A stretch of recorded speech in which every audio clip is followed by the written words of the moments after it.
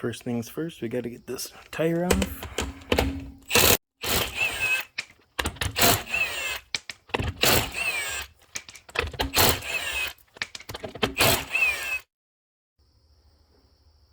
Years of driving in Minnesota, this didn't exactly want to come off. The wheel was rusted to the rotor. So I gave it a few taps with a dead blow. You want to use something like this. Plastic, rubber, nothing metal, no hammer. You're going to ruin your wheel that way. Hit it here on the edges, just try to break it free. Sometimes if you back up and just kick it, it'll come right off. Anyway. Alright, to get this off, we have one Phillips there, one Phillips down there. That's just an inspection port, you don't have to worry about that. My success rate is higher with an impact on these things.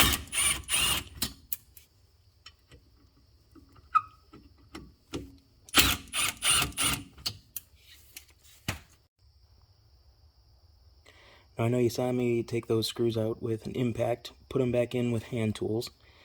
Nothing crazy, it doesn't need to be that tight, it's not going anywhere behind the wheel, and it'll make it easy to come out next time when you're doing this again. Be nice to the next guy doing it, it might be you. This inspection thing is in there, just a little rubber grommet. Put a flat blade behind it, take it right out. Now we're going to get this caliper off the bracket. All the bolts on here are 14 millimeters, which makes it nice and easy.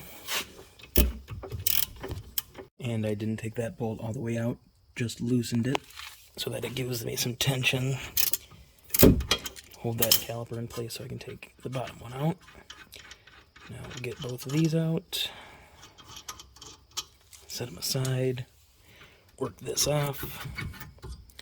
It's a really lightweight caliper, but still you don't want to hang it on its own weight just to protect that brake line there. Set it over here, get out of our way. Now the actual bracket bolts behind the caliper here, those are also 14 millimeters. I had needed two hands to break them free, but once they're broken, they'll eventually come out. If you haven't been going to the gym and your tools aren't giving you enough leverage to get these big bolts out, I mean, there's a wrench. Here's impact. You can just give them a few taps, loosen them up to get them out of there. Not that easily, obviously. I hope it was just this customer's car and not yours, guys, but these bracket bolts were in there. 14 millimeter, make sure you got a 6-point on there. You don't want to be rounding anything off trying to get them out. But I had my longest breaker bar, and I just had to work them out slowly. So we'll get those out. Set our little organized pile here. Take this whole piece off. Find a nice spot to pound and get these little things out of there.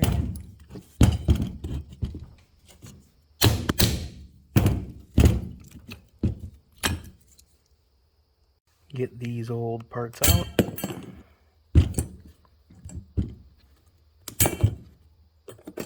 And it's a good idea if you got a lot of corrosion to get in there with a file, or if you have access to a wire wheel, and just clean this out. Make sure the spots are nice and flat. Otherwise, when you go to put the new pads in there, they won't want to slide nice. Went ahead and took these to the wire wheel. Got them nice and clean. New hardware is going to go on, obviously the same way the old stuff came off.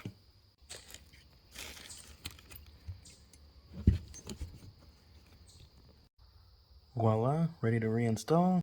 Now we're going to get this old rotor off and get the new one on. Make sure you have all the holes lined up. Otherwise you're not going to be able to put the screws in, there'll be no threads.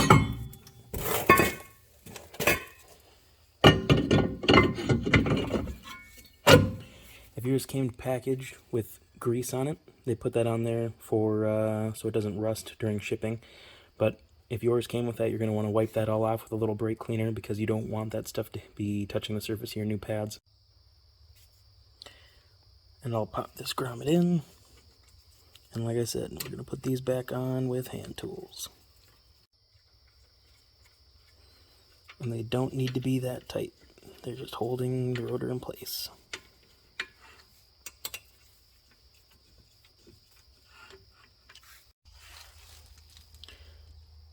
Now I am using this caliper grease. Some people use NACs, it doesn't really matter. It's just put a little bit on both sides of there, and then I like to put it on the cup and the flat side of the caliper too.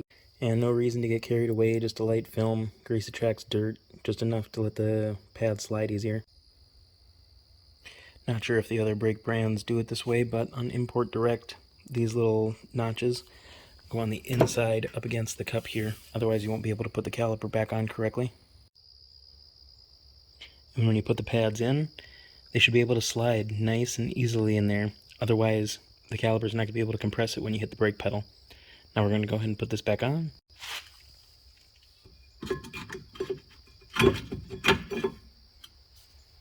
And these bolts were a nightmare to get out, so I imagine you wouldn't need it, but I put a tiny bit of orange Loctite on there.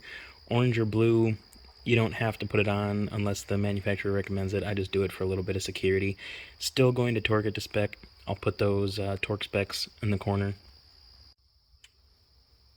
I'm going to take these pins out and get some grease on them. It's probably enough there, but I'm going to put some on it anyway. Do not get carried away. If you put way too much in there, it's not going to be able to operate correctly. And you can see the blue on there, just a really light coat. It doesn't need that much. Same with the bottom one. And back in. And just like the old ones, there's these holes at the top of the pads. You can put this little clip back in. And same on the other side. Now the new pads didn't come with them. I just took the old ones off of the old pads. Don't know if they're needed, but I believe strongly in putting it back the way you found it. So now if you're a real man like me, you'll just push this caliper back down.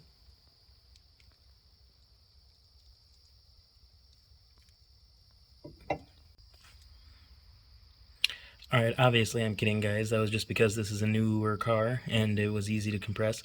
If you can't push that down easily with a tool or by hand, if you've been hitting the gym, then it's probably time to replace that caliper. It needs to be able to move nice and easily.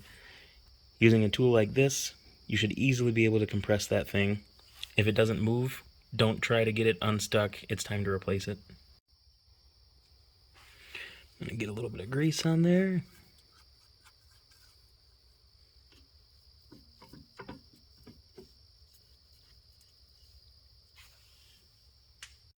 And then we're just going to pop it right back on. Easy as that. And again, it might not be necessary, but I did put a little bit of orange, or you can use blue Loctite. Obviously, never use red on something that you want to come apart again. I'm going to pop these in. And if I get the torque specs, I'll throw those in the corner for you guys, but those are not on there very tight. And we'll get this wheel back on and call it a day.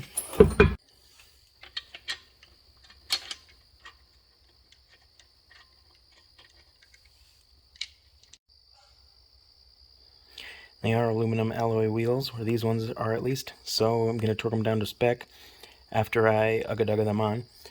And then in 100 miles or so, you're going to want to go back and recheck the torque spec because sometimes they will come loose.